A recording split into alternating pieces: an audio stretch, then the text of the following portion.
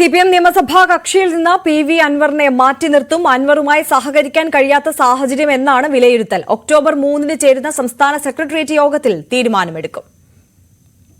അൻവറിനെ തള്ളി CPM അൻവറിനെതിരെ നടപടിക്കാലോചന. Party നിലപാട് വ്യക്തമാക്കുമെന്നും പാർട്ടി ഇനിയും പിന്തുണയ്ക്കില്ലെന്നും MV ഗോവിന്ദൻ പ്രതികരിച്ചു.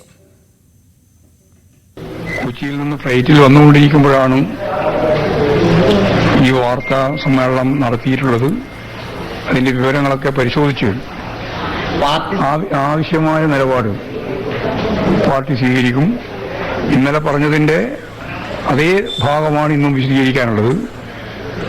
ഇടതുപക്ഷ ജനാധിപത്യ മുന്നണി ഗവൺമെന്റിനും പാർട്ടിക്കുമെതിരായി വലതുപക്ഷ മാധ്യമങ്ങളും പ്രതിപക്ഷ രാഷ്ട്രീയ പ്രസ്ഥാനങ്ങളും പറയുന്നതിനോടൊപ്പം ചേർന്ന് പാർട്ടി വിരുദ്ധ ഗവൺമെന്റ് വിരുദ്ധ നിലപാട് സ്വീകരിക്കുന്ന സമീപനം ആവർത്തിക്കരുത് എന്ന് ഇന്നലെ പറഞ്ഞതാണ്.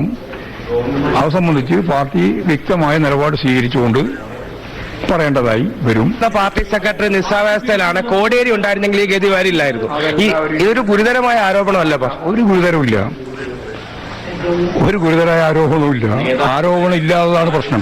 ആഭ്യന്തരം ഭരിക്കാൻ യോഗ്യനല്ല ഇപ്പോഴത്തെ മുഖ്യമന്ത്രി. അങ്ങനെ പലതും പറഞ്ഞുകൊണ്ടിരിക്കുന്നുണ്ട്, പല കാര്യങ്ങളും പലതും പറഞ്ഞുകൊണ്ടിരിക്കുന്നുണ്ട്. പ്രതിപക്ഷം പണ്ടേ പറഞ്ഞുകൊണ്ടിരിക്കുന്നുണ്ട് അവർ രാജിവെക്കണം എന്നുള്ള സമരവും നടത്തുന്നുണ്ട്. അതുകൊണ്ടെന്താ? പക്ഷേ അതുകൊണ്ട് ഭരണപക്ഷത്തെ എംഎൽഎയാണ്, അതുകൊണ്ടാണല്ലോ പറഞ്ഞത്.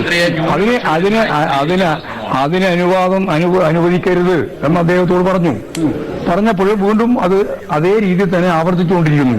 സ്വാഭാവികമായിട്ടും ആലോചിച്ച് ആവശ്യമായ നിലപാട് സ്വീകരിക്കുന്നു.